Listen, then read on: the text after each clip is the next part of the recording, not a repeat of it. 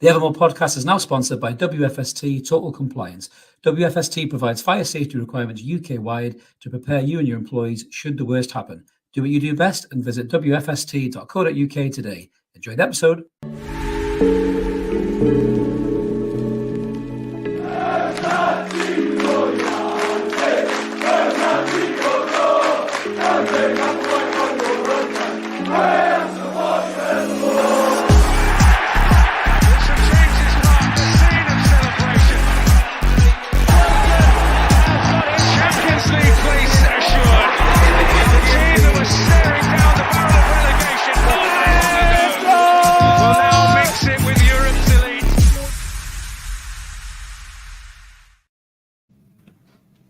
Good evening, everyone. Welcome back to the Evermore YouTube channel. It's Monday night. Me and Mark are back asking the same question we do every Monday night. What's going on? Or as I say in Germany, Mark, geht weiter. How you doing, mate? I wondered what you were up to with the German. What was I doing with the German? Nicely played. Nicely played. Yes. What's going on with you, mate? Geht weiter with you. I tell you what, I can't take my eyes off this bloody Spurs-Chelsea game tonight. It is absolutely insane. Well, you need to because we've got a podcast to do, mate. I know. I can't tear myself away from it. It's certainly taken the sort of spotlight away from another game this weekend. So yeah. Well, we'll get stuck into that in a minute. If you can tear your gaze away from that crazy game, we'll do a little bit of housekeeping before we get stuck in. As we always say, if you're new to the channel, just checking us out for the first time, welcome on board. This should be a good episode for you to get stuck into. We're over 5,600 subs now, loads of room for you. The next step is 6K for us, so keep smashing that button, guys. Keep referring us to your friends and your family. Help us get there. Like the video too, help the channel grow. And if you fancy being a member, it's less than £2. Just whack the option. Why not? You get exclusive access to these kind of, well, not this one, but you get transfer rumors, match previews, post-match analysis, and the odd rant from myself normally when something is pissing me off, like crybaby wank managers. More on that in a minute. So we've got loads to get stuck into, Mark. But just before we do, it has been a crazy weekend, following the game, obviously the big game against Arsenal. And in fitting with some of the stuff that's gone on, we thought it was only right as Evermore that we released a statement. And we'd like to read that statement to all you viewers right now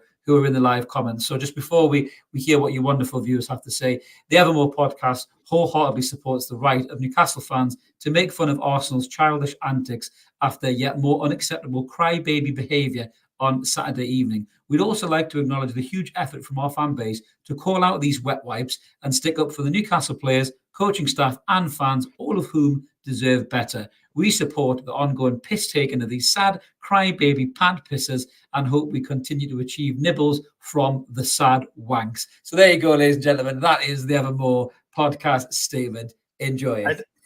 Absolutely. And we do have a go on and say we do have a special guest that I wanted to bring in tonight. If you bear with me 1 second. Special guest? I think you may enjoy this one. There he is, Lego head himself. How is he? Is he got over it yet? Is he still upset? Is he still crying? He looks very angry. I think he's still crying. To be fair, it's just been the most bonkers weekend ever.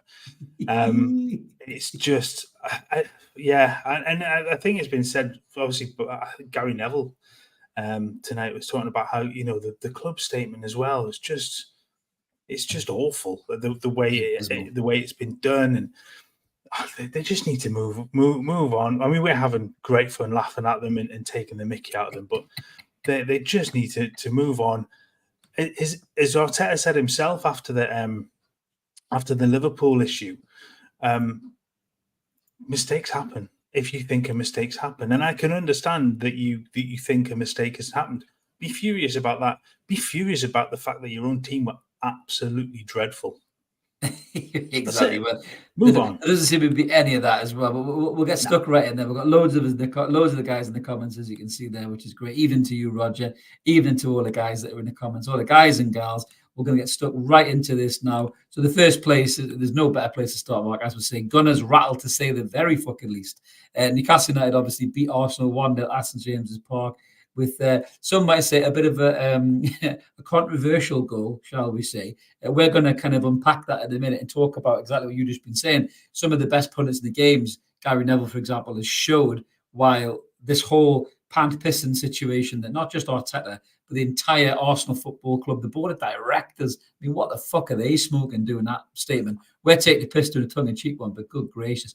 All the fans are in a fucking meltdown too. You've got pundits and experts totally disproving what you think to be reality actually is not reality. It's like the Matrix, guys. You took the wrong fucking pill. Wakey, wakey. It's time to get into the real world and see what actually is going on. But just going to the game itself, Mark, Newcastle wanted it more, pretty clear, isn't it? And that's why we got the result. Yeah, I mean, I'm choking on it. The statement that got me, the statement that got me was in Arteta's post-match hissy fit. Was the fact that he then sort of mentioned, I think referenced it as well across the weekend, that they lost 3 points. Where were they going to get 3 points? They had one shot on target. They were abysmal. They created absolutely nothing. His insistence that in post match that one team came to win the game. Well, he didn't do a very fucking good job of it. They were absolutely dreadful. They didn't do anything. Newcastle had a plan and they perfected it. It worked perfectly. They frustrated Arsenal. They got in their faces. They wound them up. Some of it went over the top. I'll agree there. We'll talk about the red cards, the potential red cards. But they executed their plan. There's more than one way to win a football game.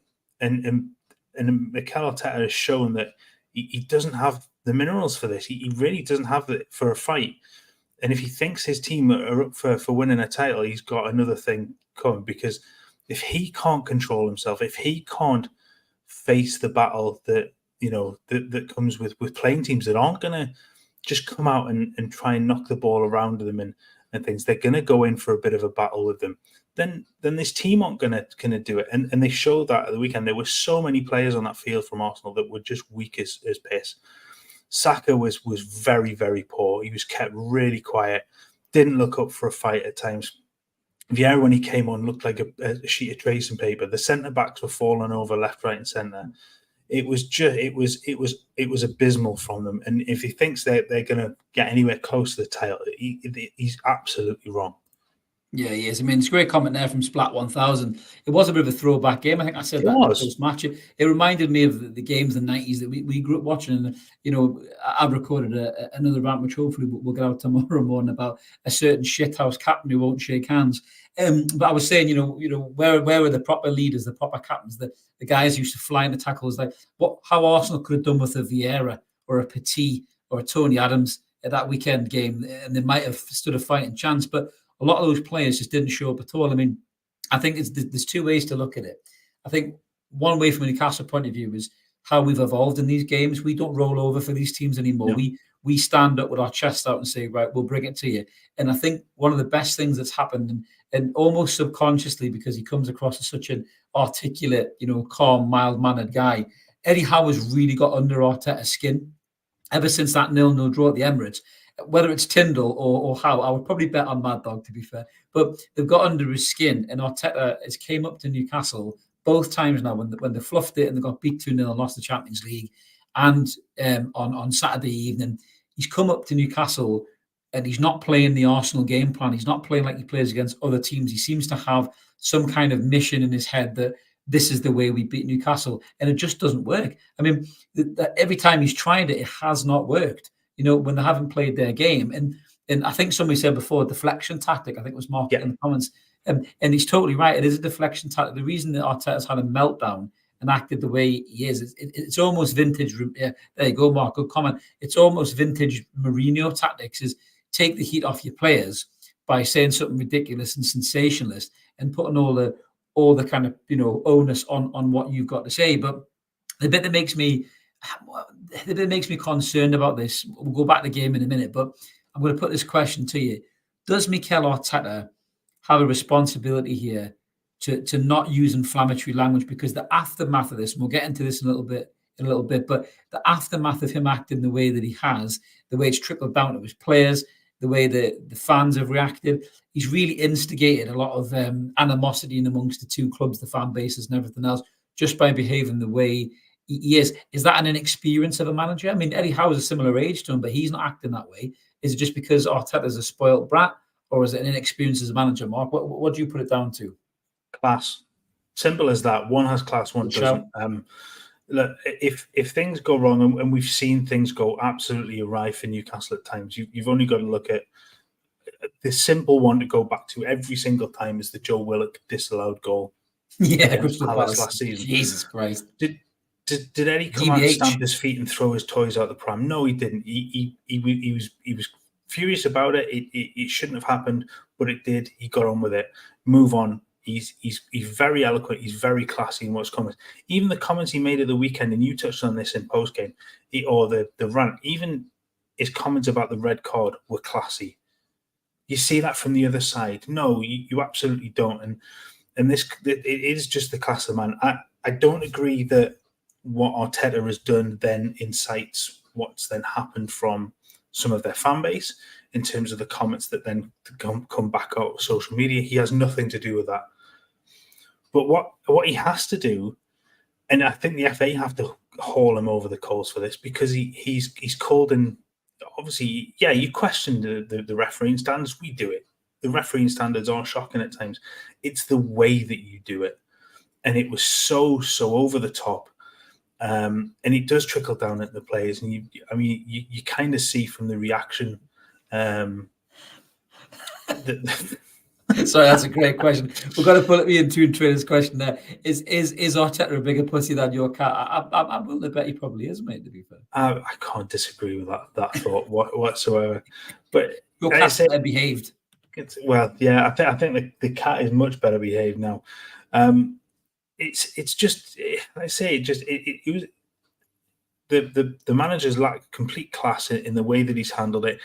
You see his antics on the sideline. I mean, look at the piss take video we put out last year, him dancing away down the sideline. It's just ridiculous. And he's become almost a kind of a meme of himself, hasn't he? He's just a figure to poke fun at. He's been out-thought. He's been out-coached in that one instant, whether you want to agree with that or not, and there'll be Arsenal fans that don't agree. But Eddie had a plan, and Newcastle executed it. Arsenal had a plan and shit the bed. And he's pissed and moaned and whined about everything else to take away from the fact that his team were absolutely abysmal. Yeah, absolutely. Marcus's phone's about to die. Thanks for tuning in, Marcus. We'll catch you. We'll catch you on the catch-up, mate. And George thinks that your cat would chin Kai Havertz. I must admit, I do think the cat would smash Havertz. I really do, because he's a shit house. Antagonizer saying our defence is concrete now. Lascelles is established in the absolute beast. Yeah, we'll get into Lascelles in a little bit. But you're right, Mark, and you mentioned it. You know, the Havertz challenge, and we've still got it in there. We're going to pull it up now. I've seen it again and again and again. And the more I look at it, the more I just think it's a red card. He's got both feet off the ground. He's miles late on Longstaff. I think, actually, speaking of Lascelles runs about 15 yards and gets right in his face and actually says, "You've gone to do him," at the top of his lungs. And I think that Jamal Lascelles is completely right. That's a captain. The way Lascelles behaved in that game, that's a captain, not Jorginho. But Havertz did go to do him. And, never mind that challenge. That challenge should have been a red card. He did another one on Wilson in the second half, which should have been the second yellow as well. So Havertz shouldn't have been on a pitch at all, in my opinion, either that first challenge or the second one. The referee bottled it. Atwell was terrible. Yeah, it seems to have been a spate of that, because there was one tonight as well that was a 2-footer from a doggy that they've bottled. It was, I mean, that's a red card all day long. Jorginho's, I mean, you look at that, he's off the ground. That's not even the clearest image of him being off the ground. He was fully off the ground, which means he's completely out of control. And they're talking about it being a high-end reckless. No, that's dangerous, because he has absolutely no control about what's going on there. So it's a shocking challenge. What gets us from this? What's more shocking? What on earth is going on with Bukayo Saka's socks? This whole cutting holes in the back of the socks. is just unreal. Buy new socks. You're a rich enough club. Buy new socks. Just honestly, it's utterly ridiculous. But yeah, that was a red card all day long for me. I think the reason Saka was shit though is because Saka's a Geordie really, and he doesn't want to play well against us. He obviously wants to come and sign for us. Is really what it is. You heard it here first on the Evermore YouTube channel. But yeah, I mean, Havertz was terrible. You know, he knew exactly what he was trying to do. That's why he looked all sheepish when the ref blew up. But the weird thing was, the ref ran over and he had a yellow card in his hand straight away. So he'd already decided in his mind that was a yellow card. So he already put himself under pressure for VAR. VAR aren't going to check it and overrule a more experienced referee. So now you got that wrong and you give him a red card. Had he given himself a little moment to think and go to the monitor and then look at it and go, oh, actually, that's a bad challenge. That he probably would have given him a red card. But the fact that he already had the yellow out, he had to give him it. And he then went on a booking spree and booked like fucking 3 Newcastle players just for asking him what the fuck he was doing. You know, Chuck Longstaff got booked for getting wiped out. I mean, it's just it's a mad. But I think the referees do this. They will run in with a yellow card because it's the easiest option. It means that they don't then have to be overturned. They can then go and look at it again, I guess, but they've got the option then to keep with that decision. And I just think that they're too quick to go, well, I'll throw the yellow and it'll get looked at again. No, give yourself a minute. Assess the situation that's in front of you because it's your job. And then if it's right, give a red card. If you don't think it's a red card after you've given yourself 2 or 3 seconds to really take in what's just gone on, that's fine. I'll be happy with that. If you've taken the time to say, look, a lot of that stuff is subjective anyway, isn't it? Maybe it's not that one, but other ones are subjective. I'm not so sure the one in the second half is a yellow card. Yes, he comes in from miles on, but the ball's kicked into him. I would be disappointed if my player got a booking for that. However, like I said, just give yourself a couple of moments. Take your time. Do your job properly as a referee and assess what's going on and then give the decision. And if your decision is different to what I would give, that's fine. I can accept that. But running in the second it's happened with the card in your hand, it doesn't give you anywhere to go with that. You've made your decision before your brain's had a chance to even catch up with what's gone on in front of you. And he was poor after, as Jim said in the comments there, we got 3 yellow cards and not one Arsenal player was booked when they surrounded the referee. And that was shocking. That was like, you know, Manchester United in the 90s type shocking, really, when they were surrounding the referee. I thought it was really poor, that. Go back 2 years to was it Arsenal again? Where the referee got absolutely... Do you know what it is? It's not. It's Kai Havertz for Chelsea. Is that when he elbowed Dan Bridge? Yes. And the Chelsea the Chelsea players all surrounded the referee in that. And it's what happened to, if you surround the referee, you're going to get booked. Like a little bit like I said, put in that sort of chat tonight. What's happened to yellow cards for diving? This whole thing about only the captain approaches, only do the, you know, it's disappeared. And it goes for every team. It's not just Arsenal. Every team has done it. Yeah. But they need to get a grip of this. I like what was it in Germany, the referee who put a line on the ground with the foam and said, stay behind there. That's what, do that. Keep them at a distance. Anybody encroaches beyond that, book them. It has to do it because it's getting to the point where you are getting back to the 90s where you've got Keane and everybody right in the referee's face screaming at them. And that has to stop as well. The refs are too weak to handle that as well. They're getting so heavily influenced by managers, and Arteta knows what he's doing with these comments. He's putting the next referee's Arsenal game under pressure, worried about making decisions and bottle them. Gary's just saying that Havertz was told by Arteta to take Longstaff out of the game. It's obvious Havertz hardly plays and wouldn't be missed on a ban. I don't disagree with that. I think that was definitely the tactics, really. Obviously, Bruno took umbrage, didn't he, to the Arsenal behaviour and decided to go on a one-man mission wrecking crew to batter as many Arsenal players as he could. He missed the first time with the flying challenge that had he caught somebody, could have been in more trouble than Havertz should have been in. And he then decided to go run up and give Jorginho the slightest of taps on the back of the head with his forearm. He was quite lucky for that one. And then slightest of taps. And then I think in the second half, he puts the hand up and it kind of goes to a throat or face type area, and him and Rice have a bit of a square up, 20-yard apart and everything else. What I loved about that, Joe Linton, as I said in my post-match, was my man of the match, hands down. I thought he was outstanding. Absolutely, the best of Joe Linton was in this game. He was brilliant. He lives for these games. And I think in that moment, he actually shoved Bruno out of the way because he thought, you're going to get a red card in a minute. Get out of the fucking way. But I think Bruno is that kind of a player. You don't want to lose that edge from him, but he needs to sometimes take the emotion out of things, doesn't he? Gets a little bit wound up, as Bruno, I think, in moments like that. Completely. Just to go back quickly, just that Kai Havertz comment. He has played in every game so far, so it's not like he's not playing. He started 7 of them. So to be fair, he's not still shit though. I don't believe he's been sent out to do that at all. However, he's still shit though. He's still £65 million worth of manure. He's utter garbage. 65 million quid worth of manure. He's shit. He really is. I mean, he's on the same level of what we've seen from Mudryk so far for Chelsea. He's just been shocking. But yeah, Bruno, I've put on our X page. Bruno's got this. He's got form for this, hasn't he? He does that red mist descends. He loses his rag. I still think if the Kai Havertz one doesn't happen, Bruno doesn't lose his rag. That doesn't happen, and he carries on as normal. But this switch goes, and he's got to learn to temper that. He really does. I love the passion from him. I really do.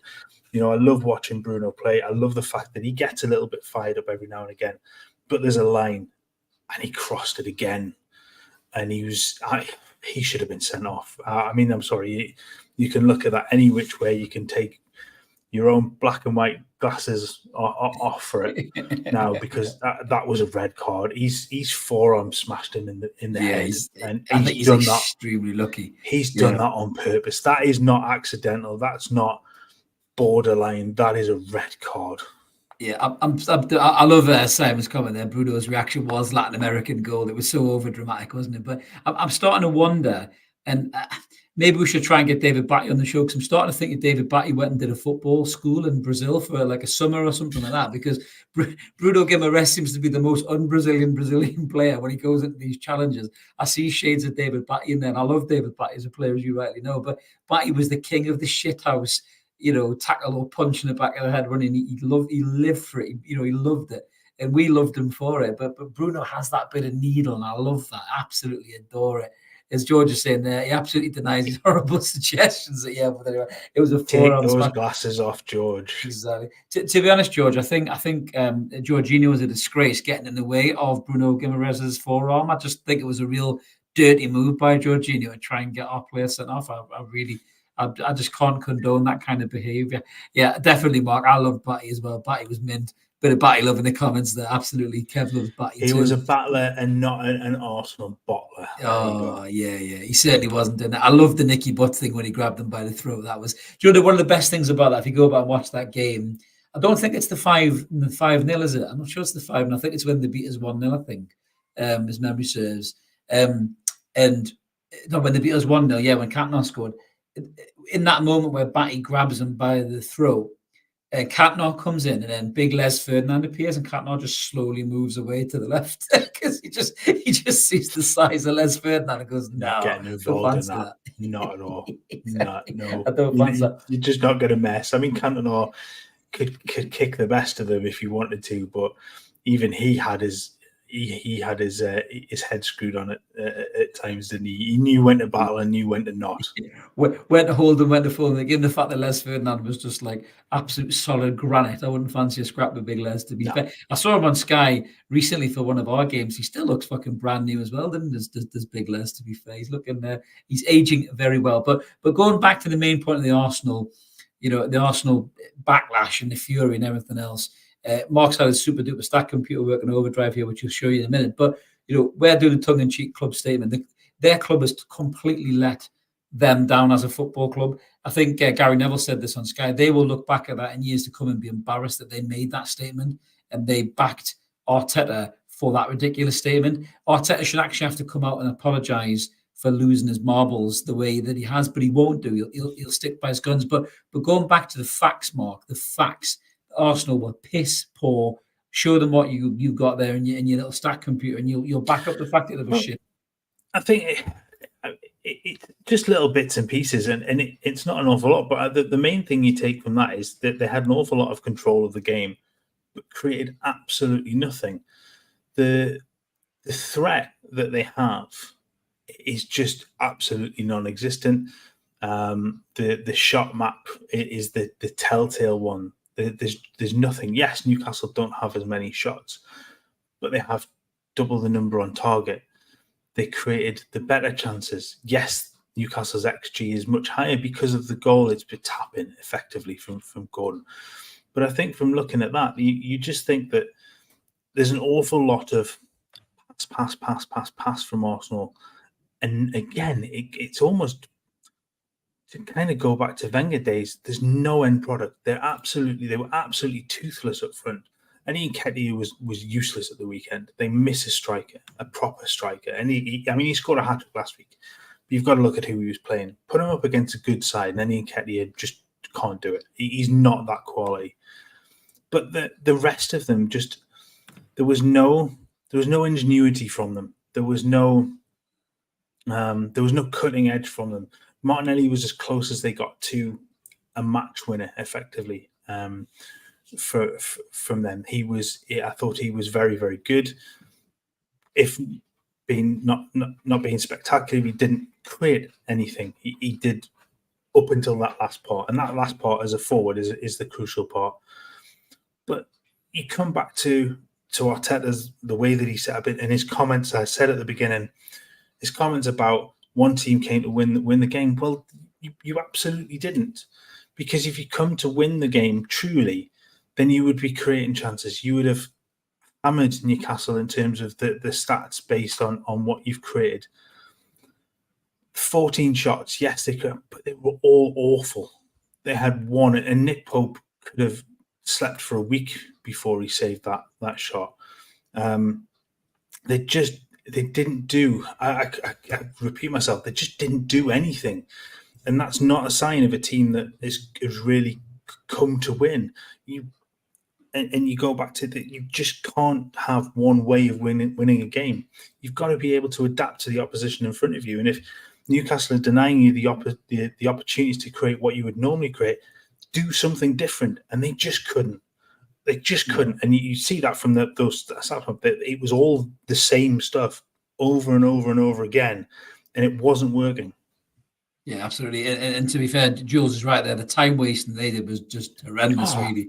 Absolutely. Declan Rice seemed to have about 20 minutes to tie his fucking shoelaces at one point, which was ridiculous. Why did the ref stop the game for that? I was just about to say this. The huge thing that pissed me off, one was David Raya's time wasting from like the 3rd minute. He was warned once. Referee never approached him again. Why is the referee holding play up for Declan Rice to tie his fucking shoelace? I mean, unless he needs his man to come on and tie it for him. And don't get us wrong, I thought Declan Rice was absolutely brilliant at the way he covered. He was the only player who could hold his head up high. Probably him and Saliba, I think, were the only two who could hold their head up high, really. But why are you stopping play from tie his shoelace and then allowing play to carry on when there's a player injured later on in the game? And the Joe Linton one, when he went off after the clash with Saliba, I think it was. It took him 45 seconds to allow him back on the field, if not longer. It's a 30-second wait if you've had to go off for treatment. 45 seconds it took him to come back on the field. And it's just those little things that add up. And you come back to the Arsenal fans crying about how everything goes on against them. Well, no, we've proved that that's not the case, because you've allowed this, you've allowed that. I'm just laughing at Ian said he thought the ref was going to tie Rice's shoelaces for him, to be honest with you, which is brilliant. I swear he asked at one point if he needed help. He probably did. Maybe just put a little bit of hair wax in his hair, possibly. Gary's saying we took the Wildman out of the game and they had no supply in the middle, which I do agree with as well, Gary. I think I think they we definitely nullified their threat. I mean, the game wasn't without its issues. Obviously, we get that injury, to Dan Burn as well, where he goes up for that head and he falls. You could tell he was hurt straight after it, and he kept holding his back. And he did try and soldier on. He went ahead of the back stick, and you could just see he was in real pain. And obviously, it doesn't come out for the second half, but it does give us the opportunity to move on, segue to our next section, and it gave us that thing that Newcastle fans have been asking for a while. I mentioned it in the post-match. We saw Tino Livramento come in at right back and Kieran Trippier go over to left back. And to be honest, Mark, I thought Tino was brilliant in that half that he played. The way he played against Martinelli, who's one of the fastest players in the league, Livramento looked like he's played there all season. He didn't look like he was just getting drafted back in. And every time you see this kid come in, yes, it was Manchester City reserves, but they're still a really good team. It was Manchester United, still had some dangerous players to deal with. Every time Livramento seems to step into this side, he just looks like he belongs. And it's only been a matter of time before the lad has to probably play more football. And unfortunately for Dan Burn, his injury might actually end up giving Livramento more of a chance to play games. Yeah, it's just the other cat's in the background today. She's decided to make an appearance. Look, Tino was great. I mean, the first couple of minutes, he has to sort of put in a last-ditch tackle to stop Martinelli cutting in towards goal. That set the tone. He was brilliant. Look, I mean, City reserves could probably win the Premier League. They're that good, most of them. And he played well. Then he was incredible against Man United the other night. He was brilliant again at the weekend. I was a little disappointed that Dan Burn either waited so long to go off or Newcastle waited so long to take him off, because it was clear he was struggling from the moment that happened. And I guess given the benefit of the doubt that they're trying to see if he's all right, but it was clear he wasn't moving. He wasn't moving very well. He was struggling. And it's one of those where it didn't cost them, but it could have done. If he's not moving well, especially up against Saka, who I thought he marshalled pretty well, but that could end up costing you in that sort of scenario where if you don't take the player off quickly enough, then you might be struggling. If if that becomes worse, if he goes into lunge for a tackle or a header or takes a knock or dives in for a tackle, which he will do, because that's the kind of player Burn is as well. He won't shake any challenges. Blood and thunder, isn't he? So yeah, it's one of those where if there's a scenario like that, you don't have, especially back related stuff, hip related stuff, that sort of area. It's one of those where you don't fuck around with it, because you could just make things 10 times worse. And I think at that point you make the change. There's an argument to suggest that they should have brought in a left back to play at left back, but I understand the reason at that point why they've shipped Trippier over, and it looked like he took a little while to adjust to playing at left back, which is odd because he's played there for England and done very, very well. But I just think the manner of the game. But Tino's brilliant again, and I think there is what we'll come on to it in a bit. But I think therein lies the question of what goes on this week. And I saw a comment earlier on about Dan Burn as well. I'd seen sort of comments earlier this afternoon that suggested Dan Burn was going to be out for a couple of months. Now that might not be the case. Okay. So I think somebody dropped that in the comments earlier on. So apologies, I can't remember who put that in, but I'd read earlier on that there's the potential that he might be missing for a couple of months, which I heard it was 2 or 3 months. Big blow. So. But I mean, one of the good things actually as well, Kev just put in the comments there, I was looking at the training video actually before I come on, and Isak was on the grass. You're right, Kev, Isak was on the grass.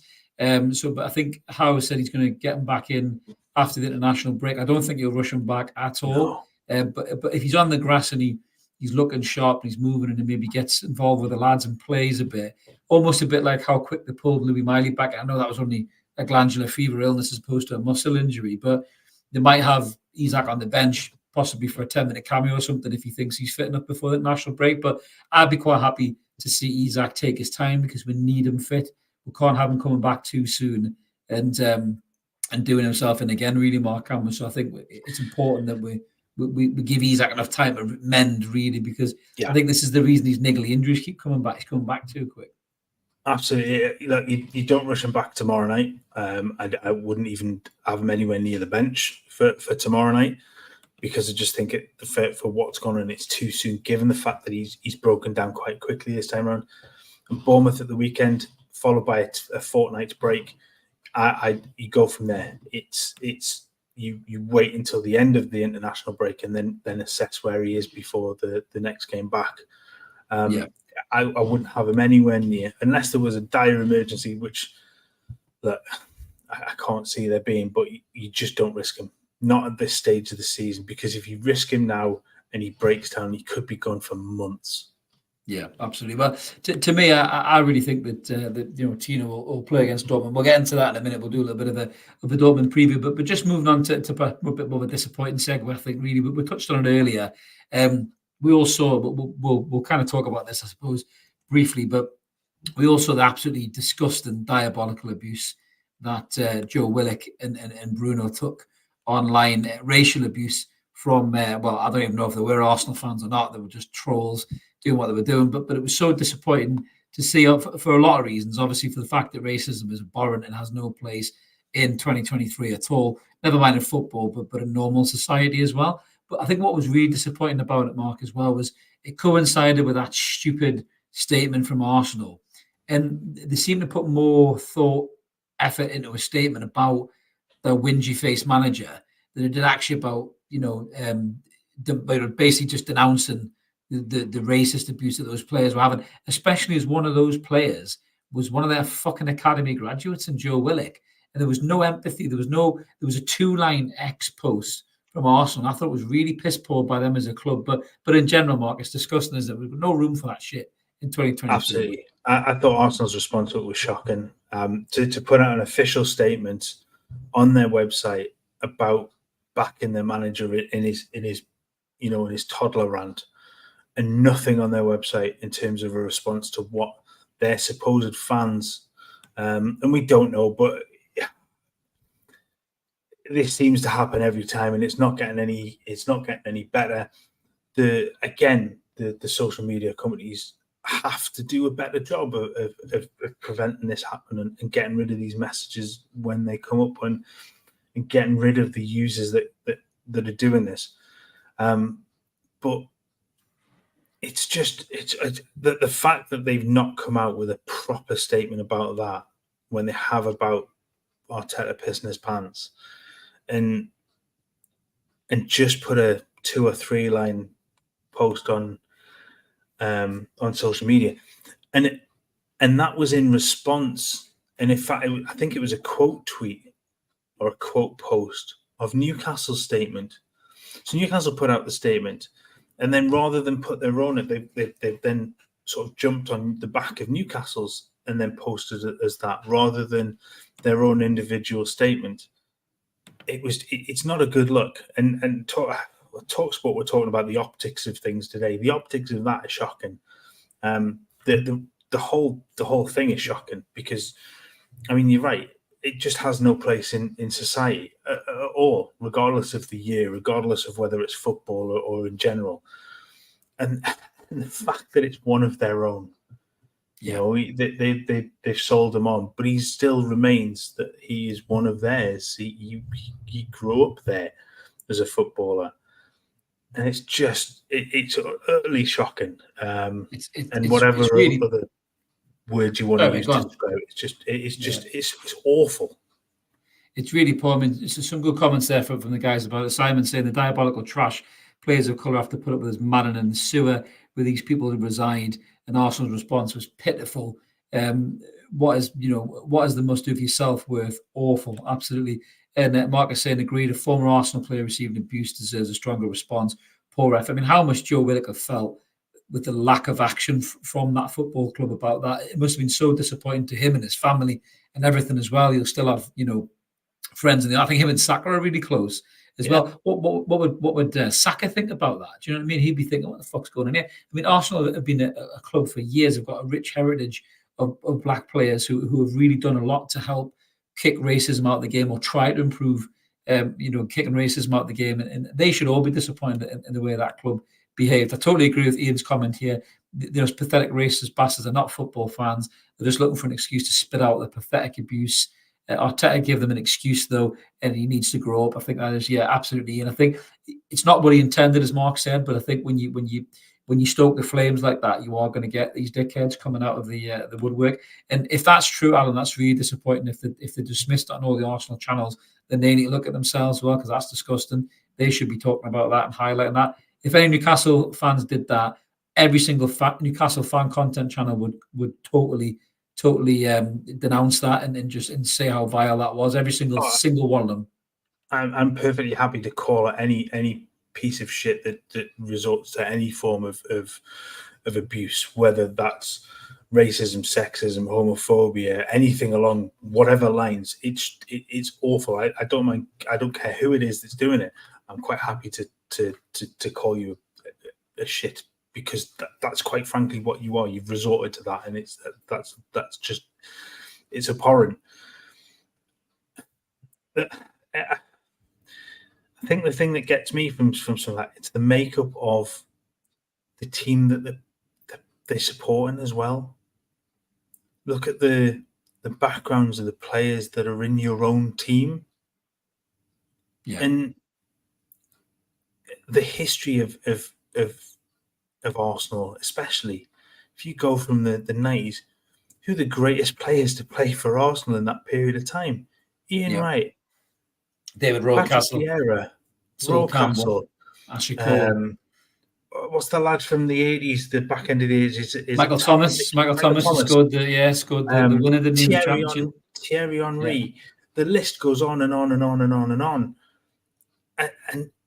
And these fans are, it really makes us sick. And it just, we know it's not just them. You've seen it from all over the place. It doesn't make it any better. And it's just, it has to, the clubs have got to do more. Yeah. For what they can. And so the social media, you're right. The social media companies have to do more. They have to, because it's just shocking. We've seen it so much over the last couple of years. And it was highlighted more after the Euros with the penalty misses from Rashford, Saka and Sancho. And what they went through after that was I mean, it was vomit inducing. And this is on that. It's on that level again. It just it has to be tackled better. Yeah, I just think Arsenal as a club in general for this whole experience, that in particular, but for the whole experience on the pitch and off the pitch, as a club, they've let themselves and their supporters down. I really do. I think with the way that they've behaved, it's been really appalling. We took the piss and had a bit of fun at their bedwetting, their crybaby antics and stuff. But their actual reaction to losing this game as a football club has been embarrassing, pathetic, childish, petulant, you name it. There's so many different descriptive words you could use for it. And if I was an Arsenal fan, certainly an Arsenal fan of an age and of a time where you remember having these great players and these great managers who had, dignity, respect, professionalism, a calmness, a coolness about them, I'd be fucking embarrassed to be a Gunner, to see the state of that football club right now. Just, they need to grow up and sort themselves out. But like you say, Mark, more importantly, deal with important issues as a proper football club like that. Denounce them and cut them dead. Absolutely right. Cannot agree with that more. What I go back to, I'm happy if you disagree with what's gone on. I'm happy if you have a measured statement that comes out and said, look, we don't agree with the decisions that happened. We understand that it's a high pressure situation and mistakes can occur.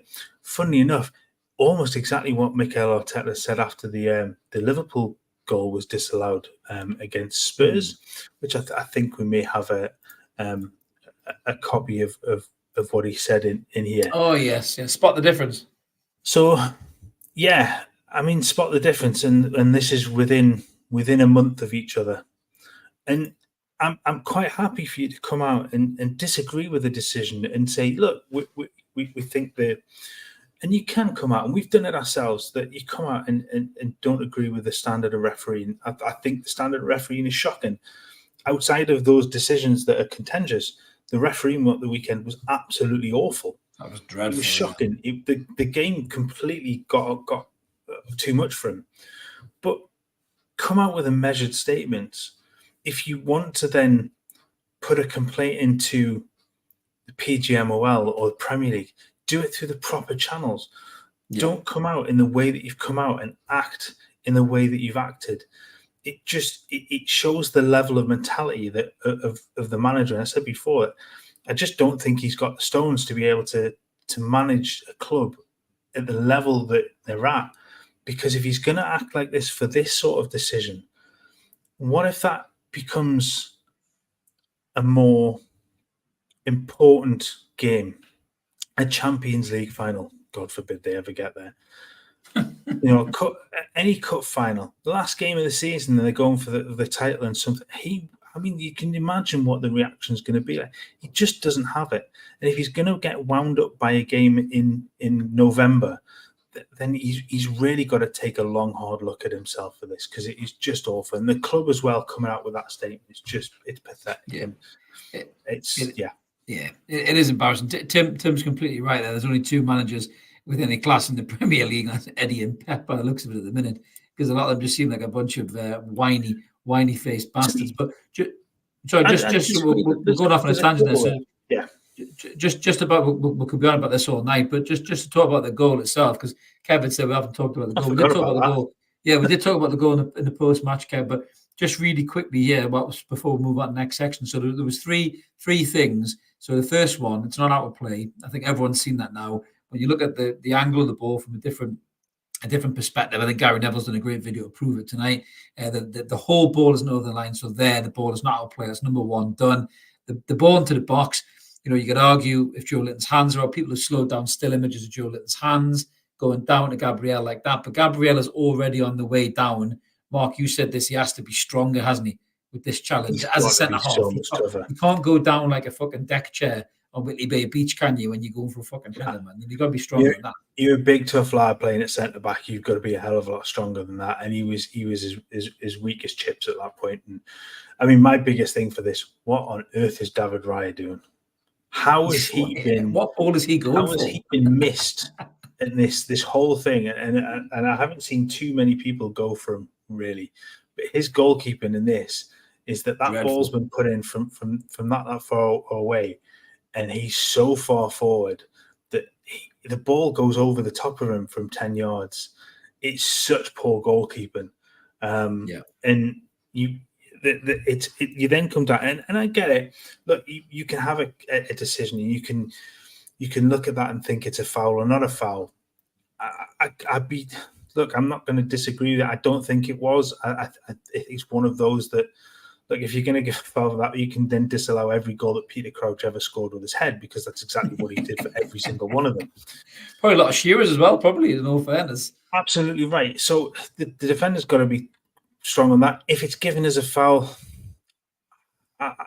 look, if it happens the other end, it's one of those where I'm probably screaming if it's my team that goes against.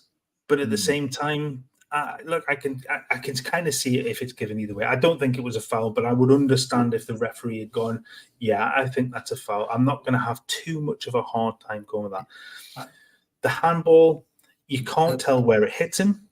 It does look like it hits him about the t-shirt line. So there's no question of handball, because you just can't tell. Like the ball, you couldn't tell that it was out of play during the thing, because the tech just isn't there for them, despite the fact that we've seen that technology used elsewhere. And the offside, when the ball actually finishes hitting Joe Linton, Anthony Gordon's behind the ball. Yeah. And I've seen so many comments from some Arsenal fans going, yeah, you need to learn the offside rule. Yeah, if he's behind, it doesn't matter how many players are in front of him. If the ball's in front of him and he comes from behind, he can't be offside. It's just, you can't. If that was the case, then Nicholas Jackson's goal tonight, the second goal that Chelsea score, then he's miles offside, because he's well in front of the last defender. He's behind the ball though when it's played. It can't be offside if he's behind, and that's the three of the four then gone. The only one then really is the foul. And I get the argument for that, but I don't think it was a foul. And yes, I agree with that comment, Mark. Every single, we said that before we came on, you'd be giving about 20 fouls away every single time as a corner. Gary said he stooped to head it. That's why J7's hands ended up on his back. He does stoop down. I think he's trying to buy the free kick personally. I think the ball's coming in. I think he's trying to buy the free kick. And rather than being a strong centre-half, standing up and heading the ball away, if he actually does that, there's probably more chance he clears that away from Joe Linton. and gets the pressure off his team. And if Joelinton's hands go on him when he is stood up, he probably gets the foul. But because he's gone down already, it looks like it's put. And Joelinton is trying to get some purchase to get up. That's exactly what you're doing as an attacking player in that regard. Yeah. It was awful defending. It was awful goalkeeping in that regard. The fact that when the ball was going out of play, half the Arsenal players stopped anyway and just allowed Arteta to then approach the goal. None of them went to him. It was just awful. What's the one thing you're told as a kid when you play football? From the day you start kicking a football, you play to the whistle. They all stop. You do. They all stop, exactly. And, you're right, Tim. It is looking a bit wild in Germany. So Magpies are definitely en masse in Germany. I hope there isn't any bother. John saying that Bruce Pallister-Adams can always push their hands in the back of the shoulders. Shearer was the same to give himself some leverage. And if you watch, was it Gary Neville's Soccer Box, which is a really good watch, I think there's one with Shearer, and Neville even makes a joke and says, "You're always pulling on my back," or something like that. Keown, sorry, not Kevin. Pulling on my back to get that. He said, "I couldn't get off the ground to head the ball because you were pulling us as you were going for the header." It's just what attackers do to get advantage. That's football. You can't take that out of the game. But the whole thing, nothing was wrong with all three, and it wasn't conclusive. And the big question is, had Arsenal scored that goal, would they have expected it to stand? And the answer is yes, they would have done, because absolutely there would have been no way that could have been ruled out for them. So argument over. It's my argument all the time. If it happens the other end, what are you expecting to happen? Exactly. If Arsenal get that goal, they are screaming for it to be given. And they will look at every single one of those points exactly like Newcastle fans have done for this, exactly like the pundits have done. And the ridiculous thing of a lot of the pundits across the weekend, bar a couple, and Michael Owen being one of them. And I find myself in a really strange position of the fact that we all agree with Michael Owen, and that's a scary place to be. It is a scary place to be, mate. I'm not comfortable being there. All weekend trying to prove that it wasn't a goal. The game's gone. Look, we'll take the mickey. We'll talk about it, but it's not going to get replayed. It's not going to get overturned. It's gone. Stop crying about it, please. Owen is a creep, though. That is a very good point Kevin is making. Owen still is a creep. But it's a great way to move on to the next segue from Semper Temis. At the end of the day, we've got to 3 points. So it's pointless even going on about it. Let Arsenal cry. Well said, mate, because we're going to ditch Arsenal and we're going to move on to the Champions League. Exactly. Tomorrow night, which is obviously Bayern. Sorry, not Bayern. Sorry, beg your pardon. They got smashed by Bayern. More on that in a minute. Borussia Dortmund. And we're going to be taking on the Yellow Wall. I won't get my words wrong. Me and Mark were laughing about that the other day. So we're going to be taking on the Yellow Wall. And this is how we think the lads are going to line up. Obviously, with that injury to Burn, I think it's pretty safe to say that we'll go for Trippier left, Livramento right, Mark, Lascelles and Cher at the back, Pope, then the midfielder Bruno, Sean and Joe, and then the front three kind of picks itself really in Gordon, Wilson, and Almiron, mate. So that's probably the strongest lineup we can go with, I reckon, right now, isn't it? There's not really many players else to go. You've got no other forwards to kind of pick from because everybody else is bloody injured. What about Hall? What about Hall? Yeah, that was the only one. I was just going to say I felt so sorry for Jacob Murphy at the weekend with with his arm popping again. It was just I felt really bad for him, and it was a time when he'd looked sharp for that 3 minutes that he was on the field, and it looked great. He'll be a bit of a difference maker again, but yeah, I think the only question mark would be do you play Hall at left back? But I think the way that Livramento started, the fact that he's got a bit more Premier League experience, he's never played in the Champions League, which it's going into a bit of a cauldron. But Hall hasn't quite got that big game experience. I think Livramento's just slightly ahead of him in that, but certainly in terms of form for Newcastle, I think Livramento just gets ahead of him in that regard. He's pushed enough to be able to get that spot, and I think Trippier the other side, lots of experience, played in big games at left back. It's not where you want him because it does prevent him doing what Kieran Trippier does, which is get forward and put balls into the box or be part of the attacking sort of phase of the game. But we've seen for England, he can do that from left back. He does it obviously a little differently, having to cut in. He's not so good on his left peg, whipping in balls, but it's possible. He's not going to overlap as much, but he is going to be effective. But it's just that nous at the back. I think that gives you the best chance in Dortmund tomorrow. Yeah, I think Tim's right what he's saying. We've only got a squad of 18. I think Keith Downey tweeted that earlier. We've only got a squad of 18 with 3 keepers. I think that is actually right. I think some of the young ones are playing. What's Simon saying there? Has Lewis Miley's mum nursed him back to health yet? Lots of jelly and ice cream, only joking. Yeah, he was on the bench at the weekend, Simon. So that was good to see because I rate the kid. I think Mark does as well. There's a real player in there. You don't get on the bench in Champions League games against AC Milan, Paris Saint-Germain and Dortmund if you're not a decent player. And I think we'll see a lot more of Louis Miley, especially with Bruno being suspended against Bournemouth. But going to the Hall question, Hall is maybe a little bit unlucky.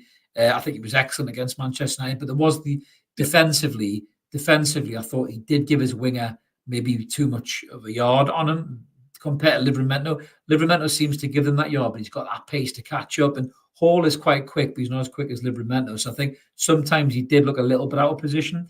But I still think he's a smashing player. And I think there's a really good left back in there. But I think there's more chance of Lewis Hall starting against Bournemouth than there is against Dortmund, is what I think will happen. But I'd be quite comfortable with that lineup. And, some of the guys are saying 3-1 at the tune, says Ron, which I would love that, mate. I've been absolutely love the optimism. Yeah, I love the optimism. But it won't be an easy game. I mean, more on what happened at Dortmund at the weekend in a minute. But, they played really well at St James's Park. But we had chances. I think how we took those chances, we could have at least got a draw. And I think we're going at this with real good confidence. We beat Manchester United comfortably, our breaking sweat. We've had a great result against Arsenal there, where we've played slightly different as well. We've played a bit more shithouse-like than we have free-flowing football. And maybe in the Champions League, that's sometimes how you got to play to get results. Mourinho's made a career out of it, hasn't he? So potentially that's going to do as well for progressing further in Europe. So yeah, I'm pretty confident, Mark. I think the lads at least get a draw, I think, over in Dortmund. What do you think, mate? What do you think about the result? I think that's a good result. Bayern battered them score-wise. It was one of those where Bayern had their chances and took them. And when you've got Harry Kane playing and you are feeding him the way that they're feeding him, you're going to score an absolute hatful of goals. It maybe wasn't quite so one-sided in terms of overall play, but it was really one-sided scoreline-wise. But there were lessons there for Newcastle to be able to go to Dortmund and try and open them up the same way, because they did get beyond the back four. They did create the space to be able to then pull the ball across the goal for a centre forward coming in. Now, if Almiron and Gordon can get it beyond the back line, then there's the chances for them to kind of replicate that as well. What we probably need to see at that point is Almiron using his right foot, or at least drawing them to do it, because, and I've seen it the last couple of games, actually, he has taken on his man on the outside and put a ball in across the box. Granted, the one at the weekend was about 15 feet above the nearest player, but it was the intent.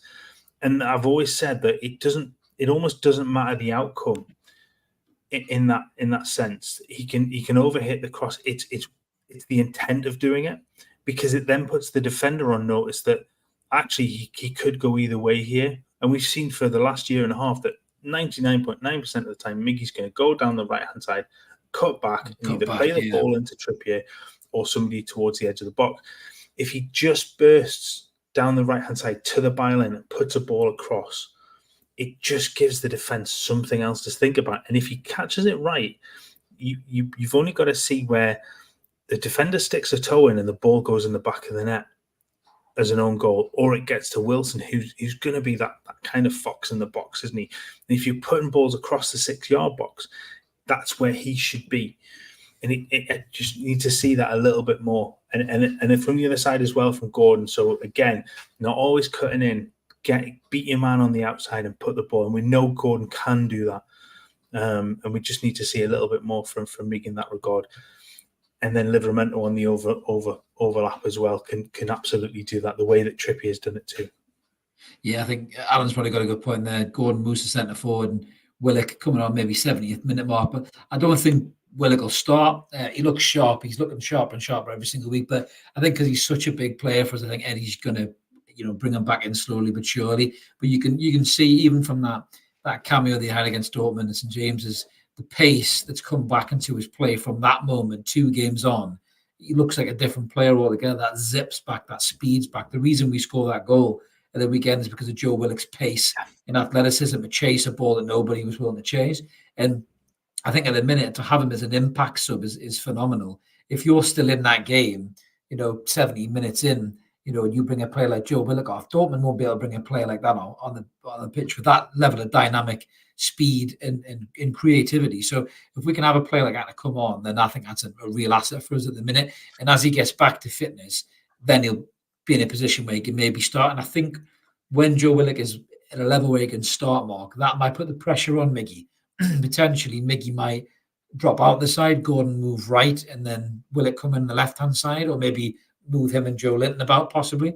That could be an issue for Miggy if and when Joe Willock is ready to start. And then, if the stories are true about Harvey Barnes being fit before Christmas, that's another option as well off the bench. So we will get these players back. But I think in the interim, there's going to be a lot of young lads getting a chance. Lewis Hall, Louis Miley, guys like that. And I'm all for it because I think the unity in that squad, and I think the lads said it after the Arsenal game, doesn't matter who plays, everybody knows their job. Everybody knows what style of play they've got to play. So you take Burnout and you put Livramento in, everybody knows that style of play. You put Willock in ahead of Miggy, they know the style of play. Louis Miley in midfield ahead of Bruno, they know the style of play, because that's how Eddie Howe gets us all to play. And I'm confident whoever comes in will do the job that's asked ahead of them, mate. And that's faith in the management, isn't it?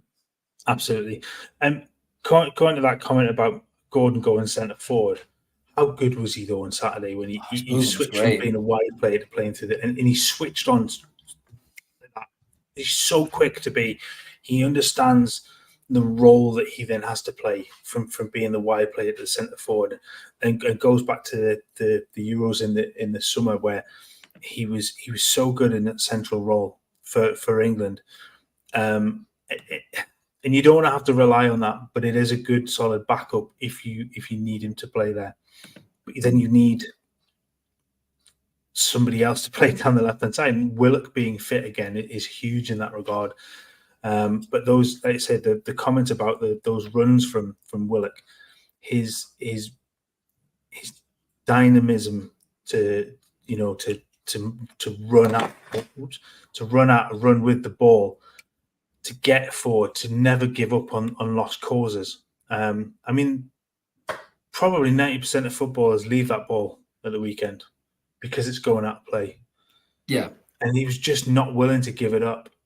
And it's that sheer will that's within all of the Newcastle squad. I don't think there's any one of them that would give that up. And Gordon's the main one of this, where he's just willing to run for absolutely everything. Lost cause or not, he will run at it, and he will keep running and keep running.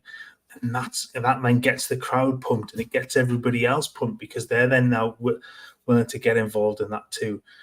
And it comes down to the way that Eddie has this set up, the way that he has the expectation of every player going into that field, regardless of who's played in that position before. They go in knowing their job. Whatever the plan that they've got for that game, they go in knowing it to a T. And it just comes into, again, what a good manager and a good coach Eddie Howe is. Yeah, absolutely. Just a comment there from Kev. I think it was Craig Hope says Gordon's a bit like Bellamy. He has got a little bit of a Bellamy vibe about him, but to be honest with you, I think he's becoming such a vital player for Newcastle, such a vital outlet for Newcastle. I think is Anthony Gordon, and everybody was worried when Maxi went to Saudi and Gordon came in, and everyone was like, "Oh, is he really that good? He's a bit of a shit house. I don't like him. He seems like a worky ticket. 40 million quid. That's a bit of money." For an Everton reject, blah, blah.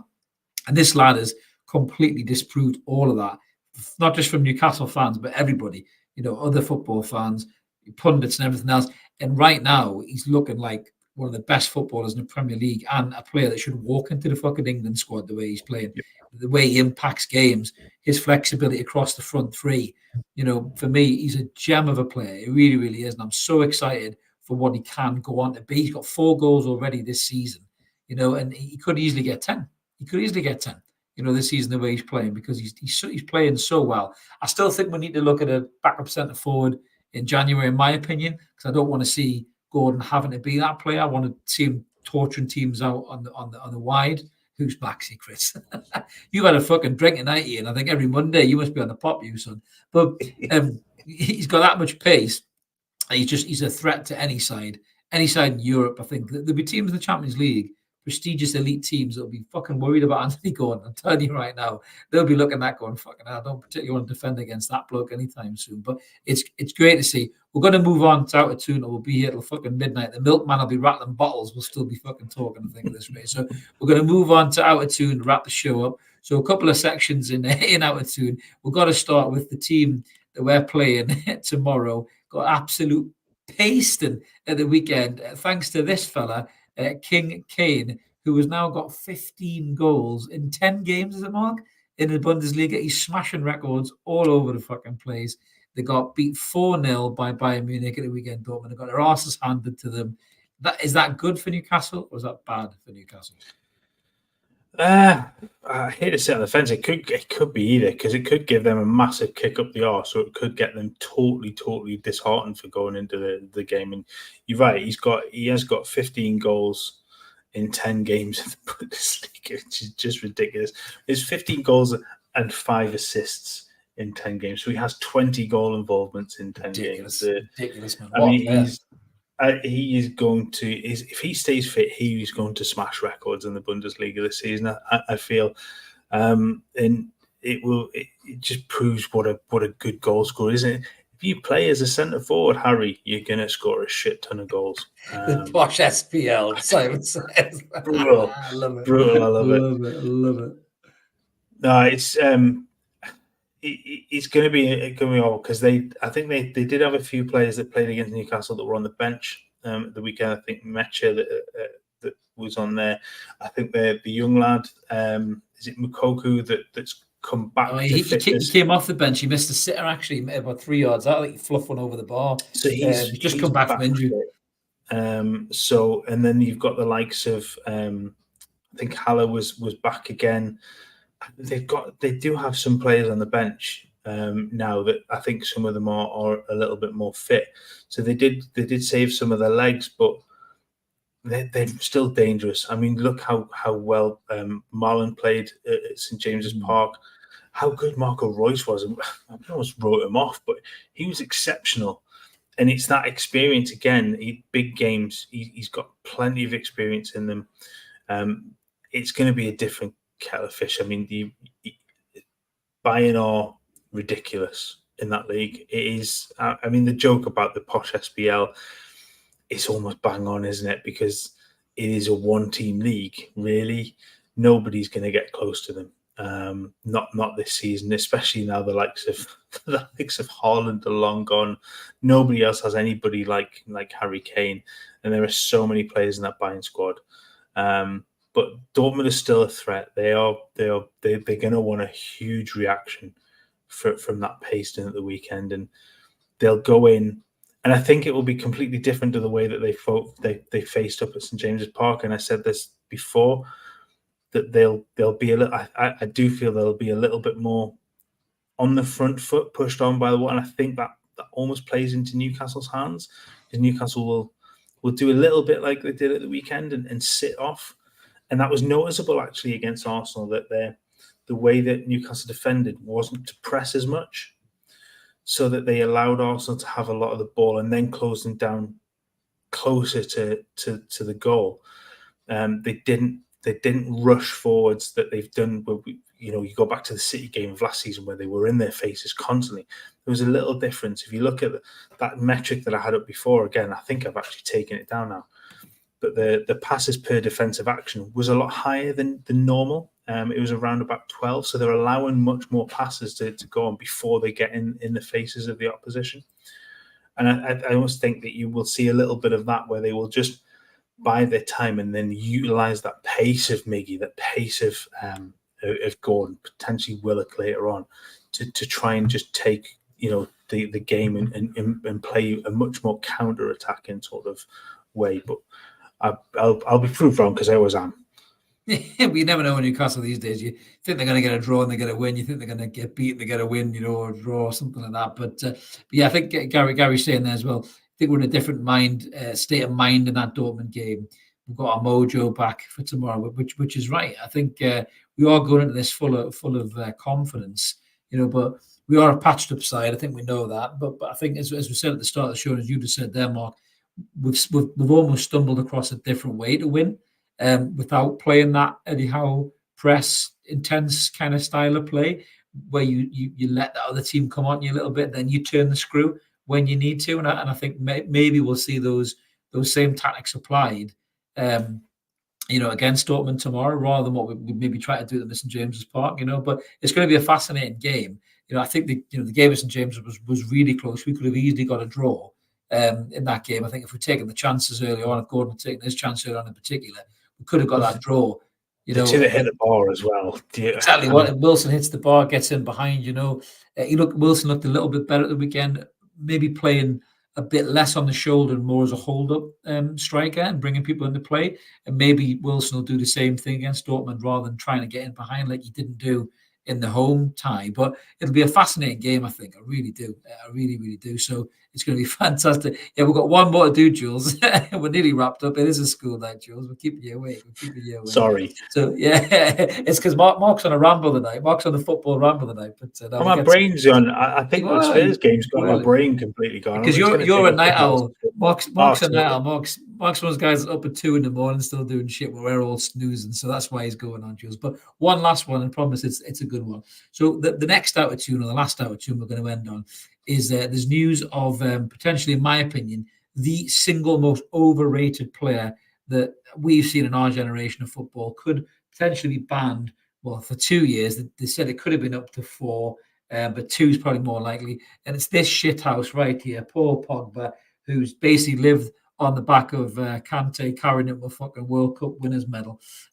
This guy is so overrated, in my opinion. It's 50 days after he failed a drugs test. He's got a trial looming in Italy where basically it's looking like it could carry a 2-year ban from football. He's 30/31 now, Mark, isn't he? So bye-bye. He'll be 33 by the time he can come back to play, unless he goes to Saudi or America for one last payday. This could be the end of the most overrated player I think I've ever seen in my whole fucking football and supporting life. What the fuck has he actually done to warrant this brilliant status of being this world-class midfielder? And before you answer that, Alex Ferguson doesn't get rid of good players. That's what I keep saying. And he got rid of this wanker. And then, man, you spent 90 million to get him back. Didn't Alex Ferguson also get rid of Ronaldo? David Beckham. David Beckham. but they were different, though. He didn't like David Beckham's wife, and Ronaldo was way too much money to turn back, wasn't it? Yeah, I think as the documentary said, Beckham's time at United had come to an end under Ferguson because of that relationship was sort of broken down a little bit. But it wasn't because of his ability as a player. Pogba is the ultimate of overrated footballers. Look, he's not a bad footballer, but he's not as good as his hype. He's not as good as he thinks he is. He's done absolutely nothing at club level for me. Yes, he has helped France win a World Cup, as Kevin's put in there. Yeah, but he turned up for France. He doesn't turn up for his clubs. It's Gareth Bale-esque almost in that regard. And Gareth Bale realistically would only turn up for Wales. He didn't give a shit about playing for Madrid, except actually he played exceptionally well in when he was playing. You'll have the Welsh wizard after you. Dies somewhere in the background. Dies he's got a voodoo dollar. He's getting his Mark voodoo dollar. But Gareth Bale, to be fair to Gareth Bale, his time at Real Madrid, his record is ridiculous. It was unbelievable when you look at that, mate. So, but I get what you're saying. It was just for. I think I've gone with the wrong analogy there a little bit, but the kind of point is that Pogba turns up for France. He's exceptional for France. He's brilliant. That's a good question, Mark. That is really good because at the time there's not really anybody else to take over from what Kante did for them. But for me, Pogba, massively overrated. He's done. He's 31 in March, I think it is. So he's going to be nearly 33 by the time this ban is over. If it doesn't get extended for 4 years, I think he's done anyway. His only way back. Nobody in Europe's going to touch him with a barge pole because he's just toxic now. He's going to cost too much in wages. He's going to command too much. And to be honest with you, if his only route back in is maybe in the Saudi league, he might even do what Lingard has done and price himself out of a move to there as well, which is the most ridiculous thing in the world. Yeah, I think Pogba will end up doing more like what Daniel Sturridge and even Mika Richards, as much as he's a very well-liked pundit now, he'll end up doing a similar thing to them. I think retiring at an early age, obviously going out with a bit of a damp squib, by failing this doping test. He'll end up on French TV or some shit, French's version of Sky Sports, and he'll be the young, cool pundit, with his crazy fucking hair and his TikTok dances on the pitch. And his usher dance on the pitch and all that. But it's wasted talent because he did have something. But he was never the player that he thought he was. He was never as good as he thought he was. And for France, I know you're saying he shows up for France, but fucking hell, you could put you and me in that side and we'd probably look half decent when you got players like Kante, Mbappe, even Griezmann carrying you really as a team collectively. They were a fucking superb side, from top to bottom, including the keeper, before he decided to become shit when he was probably at Newcastle when he broke down and conceded 6 goals. But the whole team was a great side, and Pogba did play his part, but he thought he was a much better player than he was. He had 1 or 2 good games for Man United. His agent was out saying he's got Real Madrid are interested in me, Barca want me, and he just thought, oh, fuck off. And that's a great comment by Mark, I think. All of the talent, none of the work rate is what he says. Workmates as well, but work rate. Yeah. But it's almost quite similar in a way to John Joe Shelby. But I'm going to cut John Joe some slack because I think John Joe put more effort in than Pogba did. He probably didn't have the ability Pogba did, but he put more effort in. The levels of talent, they're no, a mile very apart, different. But to be fair to John Joe was absolutely brilliant in terms of his passing ability, but he didn't have the appetite, to go on and be that player. You look at how good Bellingham has become since he's gone to Dortmund, to Madrid, and yes, you have to have the talent, but you have to have the work rate too. You have to sacrifice a lot of stuff to get to to be that player. And I just don't think Pogba was ever going to do that. He went to Juventus, had a really great season or two. Manchester United paid a lot of money to bring him back, and from that moment, he thought he was the best player on the planet. And you're like, you're nowhere near me, nowhere near. No. It's another one where Manchester United have massively overspent on a player that isn't as good as if they've been as the money that they've been forced to pay. And it's that, I guess, the mentality of that club in that they're trying to buy the player that they had before. But I think it could. You go back to what you said before. Generally speaking, Alex Ferguson only got rid of players when their time had been served at the club. His time had been gone, and you come back to that old rule of football: is you never go back. And they broke it, and they got nothing in return. So yeah, I mean, if he is done, good riddance. I can't. Yeah. I've no real wish to see the plug play on my TV ever again. I can't stand him. So yeah, if he is done for 2 to 4 years, and he is done in European football, so be it. I'm not going to miss him at all. Yeah. Good riddance to bad rubbish, mate. What a great way to finish on that. So that's us done for this evening, guys. We'll ran slightly a little bit there, so apologies for that, especially for you, Jules. You've done well to stay up there. You've got to get yourself a nice nightcap and have a little dozy, I think, and have a good sleep. But thank you to everyone who's joined us in the comments. It always helps the episode flow. As we always say at the start, if you are new to the channel, just check us out for the first time, why not subscribe? Stick around a little bit longer. We've got loads of content for you coming up. It's a massive week of football for Newcastle. So we'll be on with the post-match after Dortmund tomorrow, and then we'll have a match preview for Bournemouth and a post-match for Bournemouth as well. There's a rant coming tomorrow, so check that out if you want. It's another pot shot at the crybaby whinge bags that are Arsenal, so definitely worth checking out. So keep it ever more, guys. Loads of content in the week or so coming. and then we'll bring as much Newcastle crack as we can. Hopefully, another win tomorrow against Dortmund in the Champions League. Have a cracking night, everyone. See you later. Cheers, guys. Take care.